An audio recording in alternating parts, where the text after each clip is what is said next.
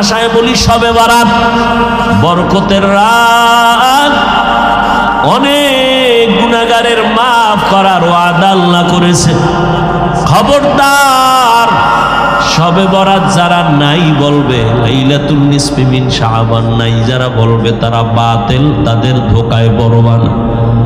ও বাবা, তুমি তর্কে জড়ানোর দরকার নাই, তুমি নামাজ পড়া মাওলারে সিজদা দাও, তুমি আল্লাহর কাছে কান্না করো। হ্যাঁ, তুমি যদি শবে বরাত মনে কইরা সারা রাত নামাজ বাদ দিয়া রাস্তাঘাটে আড্ডা দাও, সেটা তো আল্লাহও পছন্দ করবে না, নবীও পছন্দ করবে না। ও বৃদ্ধ বাবাজি, ও যুবক বাবারা, বলো কয়দিন আর দুনিয়ায় বাঁচবা? গতকাল রাতেই মনে হয় তোমরা হয়তো খবরটা একুরেট জানো, আমি শুনছি মাত্র। মা মারা গেছে খবর পাইয়া ইটালির থেকে ছেলে আসছে, দেখতে আসছে ইটালির থেকে, সে সন্তান লাশ হয়ে গেছে, মায়ের দেখতেই পারে। ও বাবা, ইদানিং কালে যত লাশ দেখি সব যুবকদের লাশ, পানির নিচে গাড়ির নিচে যুবকের লাশ, ঘুমের বিছানায় যুবকের লাশ। ও বাবা, তুমি স্কুলে পড়ো, কলেজে পড়ো, বাধা নাই, তবে অনুরোধ, মা বাবার দোয়া নিয়া চলিও, আলেমদের বিরুদ্ধে যাইও না, পরামর্শ নিয়া নামাজ পড়িও। তোমার মতো যুবক স্কুল কলেজে পড়ে, নামাজ ছাড়ে না, তুমি কেন পারবা না? তোমার মতো যুবক রাস্তায় গাড়ি চালায়, নামাজ বাদ দেয় না, তুমি কেন পারবা না? তোমার মতো যুবক ব্যবসা করে, চাকরি করে, নামাজ পড়ে, তুমি কেন পারবা না? র্যাব, আর্মি, পুলিশ, বিডিআরের চাকরি করে, নামাজ ছাড়ে না, তুমি কেন পারো না? ও বাবা, আমার মাওলার কোরআনটা মিথ্যা মনে করিও না রে বাবা। নবী যদি কান্না করতে পারেন, সাহাবায়ে কেরাম যদি কান্না করতে পারেন, তোমার কপাল এত কেন খারাপ? তোমার চোখে কেন পানি নাই? ও বাবা, মাওলার কোরআন কি মিথ্যা মনে করেছো? পারলে একটা ভুল বের করে দাও, আমি আজকে থেকে দাড়ি কাটবো, আল্লাহর বিরুদ্ধে রাস্তায় নেমে যাব। কিন্তু ১৫০০ বছর পর্যন্ত কেউ একটা ভুল বের করতে পারে নাই। অতএব অনুরোধ করে বলবো, ও বাবা, দুনিয়াতেই দেখছো গরম সহ্য করতে পারি না। বিজ্ঞানীরা বলে জমিন থেকে ৯,৩০,০০,০০০ মাইল উপরে সূর্য, জমিন থেকে ১৩ লক্ষ গুণ বড়। দিনের সূর্যের গরম, রাতে তো সূর্য নাই, এরপরও কিন্তু গরম লাগে। বাসায় যাইয়ে কিন্তু কেউ ফ্যান ছাড়া ঘুমাইতে পারবা না। আবার একটা মশায় যদি কামড় দেয়, তোমার ঘুম নষ্ট, মশারি টানায় ঘুমাও। একটা বেতের বাড়ি সইতে পারো না রে বাবা, এতটাই তুমি দুর্বল। গুনাহগার হইয়া যদি কবরে যাও, বলো এই জাহান্নামের আগুনের গরম কেমনে সহ্য করবা? হাসরের ময়দানে সূর্যের গরম, জমিনটা তামা হয়ে যাবে, কেমনে সহ্য করবা রে বাবা? দুনিয়াতে টাকা যার বেশি, তার মাস্তানি বেশি। আখিরাতে যার নেক আমল বেশি, তার বাহাদুরি বেশি। ও আল্লাহর বান্দারা, ভালো করে বুঝেন, এই মজলিস বড় দামি মজলিস। এটা তো আখিরাতের লাইনে বুঝাইলাম, এবার আপনার যুক্তির আলোকে একটু বুঝাই, 2 মিনিট খেয়াল করেন। আপনাদের ফেনী জেলার কোটি টাকার মালিক যদি চাইতেন আলাদাভাবে এই মানুষগুলোকে একত্রিত করে একটা মজলিস করবেন, খানা দিবেন, এর জন্য কতটা পেরেশানি হতে হতো। 1 নাম্বার, তার এই প্যান্ডেল সাজাইয়া বসার ভিআইপি ব্যবস্থা, মানুষ আসার যাওয়ার জন্য ফ্রি গাড়ি দেওয়া লাগতো। ফ্রি গাড়িতে আসতো, তাও কোনো এইরকম জান্নাতি মানুষ আইতো, সব গাঞ্জাখোরেরা সিরিয়ালে দাঁড়াইতো। ৫,০০০ টাকা মানি 5 দিনের গাঞ্জা। এরপরে আসার পরে ভিআইপি বসার জায়গা, এইরকম 3rd ক্লাসের বিছনা দিলে কি পরিমাণ জুতার বাড়ি। আপনারা যারা আসছেন, এখানে আসা যাওয়ার ভাড়া দেওয়া হয় নাই, বসার বিছানাটাও কোনো কোয়ালিটির মধ্যে পড়ে না। এরপরও কারো অন্তরে কোনো কষ্ট নাই। কে ধনী, কে গরিব, কে আলেম, কে সাধারণ মানুষ, সব একাকার হয়ে বসে গেছে। আবার এতগুলো মানুষকে বসাইয়া নিয়ন্ত্রণ করার জন্য ওই কোটিপতি সাহেবের কি পরিমাণ পুলিশ লাগতো, র্যাব লাগতো। এতেও যদি ভয় পাইতো সর্বশেষ কুত্তা আইনা হাজির করত। কারণ মানুষ মানুষের সাথে বেঈমানি করে, কুত্তা কখনো বেঈমানি করে না। এখানে কোনো পুলিশ আসেনি নিয়ন্ত্রণের জন্য, অথচ কোনো আওয়াজ নাই, ফাঁকে ফাঁকে নাস্তা দিছে, এরপরও কোনো কষ্ট নাই। যদি আমি ওয়াদা নেই ভাইজান আপনারা কতক্ষণ থাকবেন, আমার মনে হয় যেন আশেকেরা বলবে কোরআনের মোহাব্বতে যদি সারা রাত বসায় রাখেন আমরা সারা রাত থাকতে রাজি। ঠিক নেই? এইরকম একটা মজলিস মিলাইয়া আব্বা আম্মার জন্য দোয়া করার সুযোগ কোনোদিন পাইছেন? তাহলে আজকেই সুযোগ পাইয়া যারা এটাকে হাতছাড়া করবেন, আপনি কপালে লেখবেন আপনি কপাল পোড়া। কপাল পোড়া বড় খারাপ। কপাল যদি পুড়িয়া যায়, আমি হাফিজুর রহমান কেন, হাটহাজারীর হুজুর কেন, মক্কা মদিনার ইমাম কেন, আল্লাহর কসম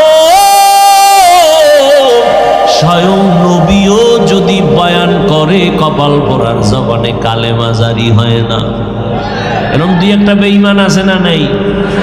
কত বড় বেঈমান কপাল পোড়া যে নবীজির বয়ানেও কালেমা পড়ে না। দুই একটার নাম জানেননি? কন্ত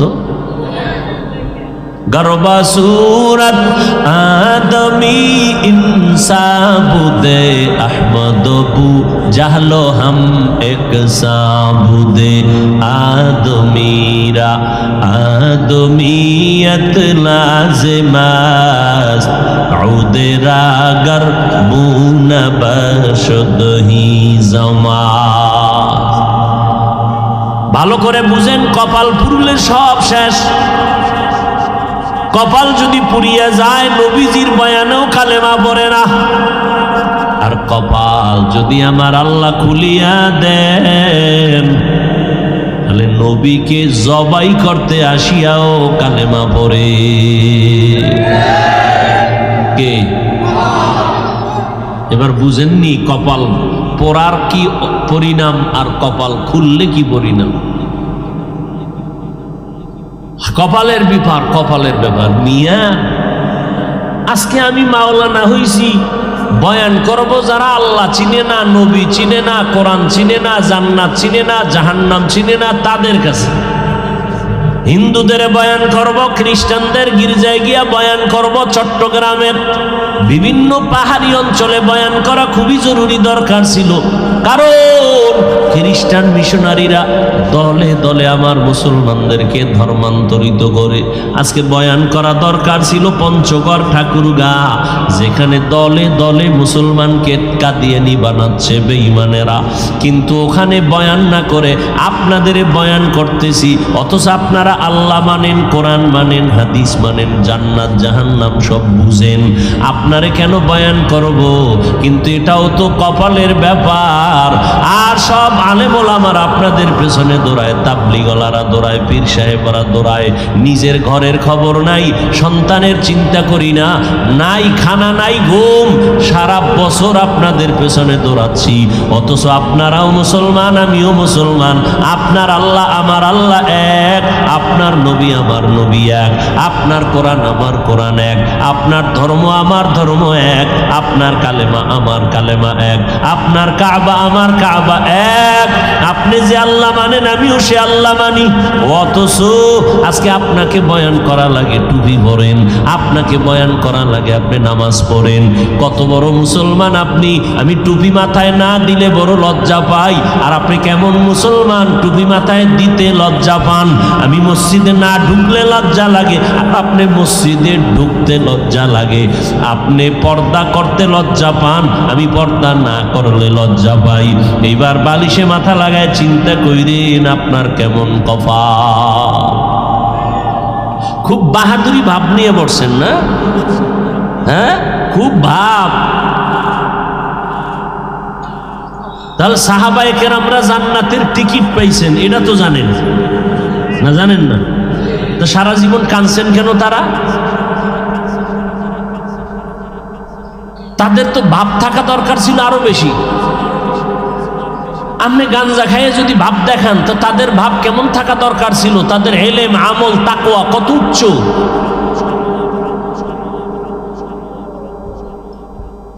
আল্লাহ কুত্তা শুয়ারের আকল দেয় নাই, ভালো মন্দ যাচাই করার মানুষকে দিছে। একটু চিন্তা করেন,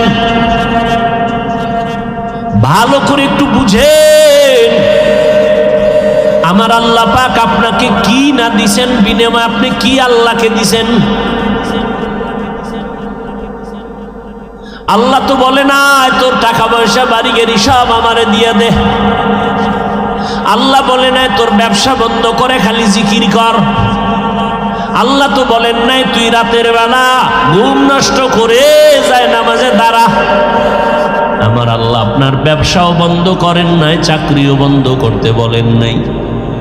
আপনি ব্যবসা করেন, চাকরি করেন, লেখাপড়া করেন, ডাক্তারি পড়েন, ইঞ্জিনিয়ারিং পড়েন, ইসলাম বাধা দেয় না। বরং পুরা 24টা ঘন্টা দিয়া দিন রাত প্যাকেট বানায় দিলেন। আল্লাহ কয় বান্দা 22 ঘন্টা সময় শুধু তোর কাজে ব্যয় কর, যা তোর কাজে ব্যয় কর। তোরে আমি বেশি ভালো আদর করি তো যা তোরে আমি চাপ দিলাম না, 22 ঘন্টা তোর কামে লাগা, 2 ঘন্টা টাইম শুধু তোর কল্যাণে আমার পথে দিবি। তাও একসাথে দিতে পারবি না, তোর সময় নাই, ভাগ ভাগ করে দিস। ফজরের 4 রাকাতে 20 মিনিট, জোহরের 10 রাকাতে 20 মিনিট, আসরের 4 রাকাতে 20 মিনিট, মাগরিবের 5 রাকাতে 20 মিনিট, এশার 9 রাকাতে 20 মিনিট।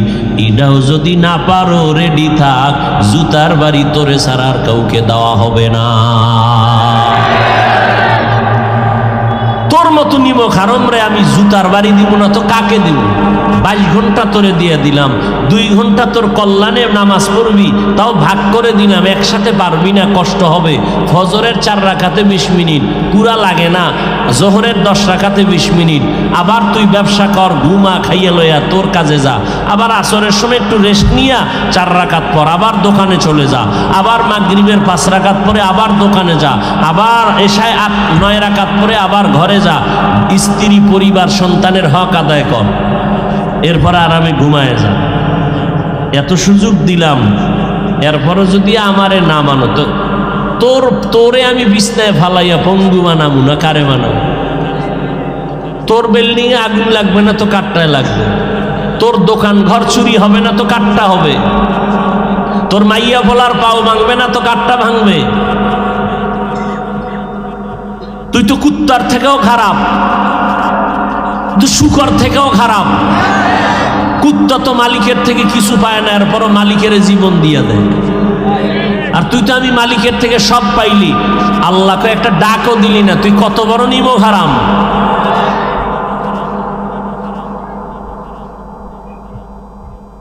আল্লাহ এ কথাও কোরআনে বলছেন, ওয়ালাকাদ জারানা লি জাহান্নামা কাসীরাম মিনাল জিন্নি ওয়াল ইনস লাহুম কুলুবুন লা ইয়াফকাহুনা বিহা ওয়া লাহুম আ'য়ুনুন লা ইউবসিরুনা বিহা ওয়া লাহুম আযানুন লা ইয়াসমাউনা বিহা উলাইকা কাল আনআমি বাল হুম আদাল উলাইকা হুমুল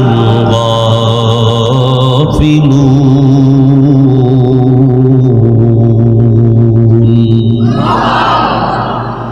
অধিকাংশ জিনার মানুষ জাহান্নামে যাবে। কেন? তাদের চোখ দিছি দেখার জন্য দেখে না, কান দিলাম শোনার জন্য শুনে না। তুলা লাগাইছে না, যা শুনতে বলছি না না উল্টাটা শুনে। কোরআন শুনবা, আজান শুনবা, শুনে না, শুনে গালি, শুনে গীবত।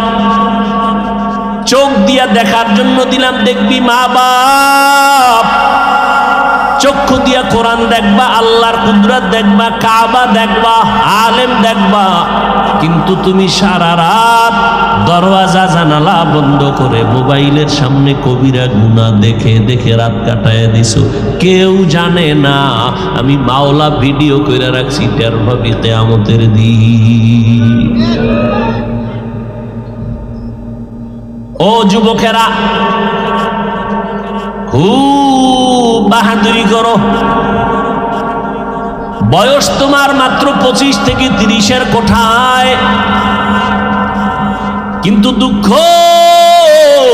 তোমার চেহারার মধ্যে কেন উজ্জ্বলতা নাই, আকর্ষণ নাই, দেখলে মায়া লাগে না কেন, ঘৃণা আসে কেন? সারা রাত মোবাইলে গুনাহ করেছো,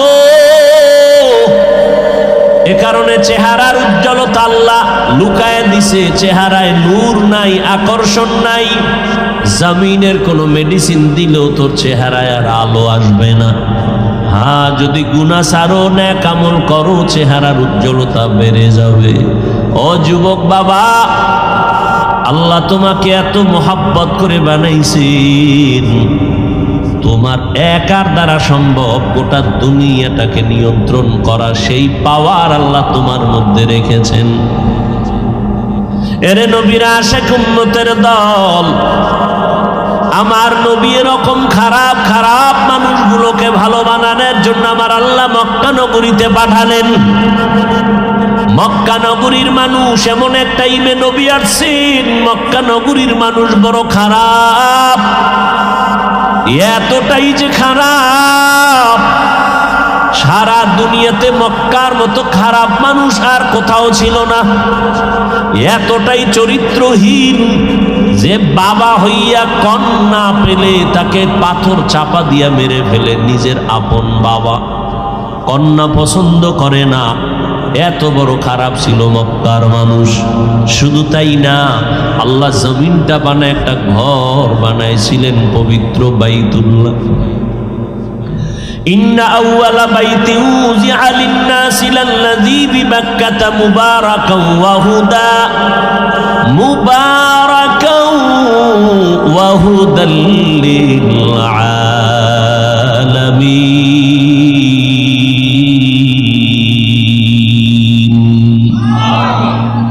রাগ করতেছেন? কষ্ট হইতেছে? আর একটু সামনে আগাবো? উঠা বসা করলেই দেখবেন মোনাজাত শুরু হয়ে গেছে, আর চিল্লাইলেও আর হাত নিচে নামবে না। আর আপনাদের ধৈর্যচ্যুত করব না, কষ্ট তো আমার হয়। পৃথিবীতে কথা বলার মতো কষ্টের কোনো কাজ আর একটাও নেই। সব থেকে কষ্ট কথা বলা। প্রধানমন্ত্রী জাতির উদ্দেশ্যে 5 মিনিট ভাষণ দিবেন। কয় মিনিট? সেই জন্য আলাদা টিম গঠন করে লিখে দিবে কি ভাষণ দিবেন। ওটারে লিখে ডেকে রেডি করার পরে প্রধানমন্ত্রী আবার 50 বার এটাকে রিভিশন দেয়, মোতালা করে। একটা শব্দ যদি আঁকা বাঁকা হয়ে যায়, সম্মানের কল্লা ফালায় দিবে জাতি। 5 মিনিটের ভাষণ। আর আমরা সারা দিন সারা রাত 12 মাস এতটা চিল্লানো, প্রতিদিন ফজরের পরে, জোহরের পরে, আসরের পরে, মাগরিবের পর সারা রাত, তাও এতটাই কথা, 1 ঘন্টা 2 ঘন্টা কত হাজার কোটি কথা বের হলো, লেখাও নিয়ে আসি নাই। আজকে ফাজিলপুরে কি বয়ান করব তাও জানি না। আউযুবিল্লাহ পইরা বিসমিল্লাহ ঢুকার পরে খুঁজলাম কোন আয়াতটা নিব, হঠাৎ জবান থেকে আয়াতটা বের করলাম, আল্লাহর উপরে ভরসা করিয়া। আবার এই আয়াত দিয়া কি বয়ান করব? 10 জায়গায় বয়ান করছি, একই আয়াতের বয়ান হয়েছে 10 রকম।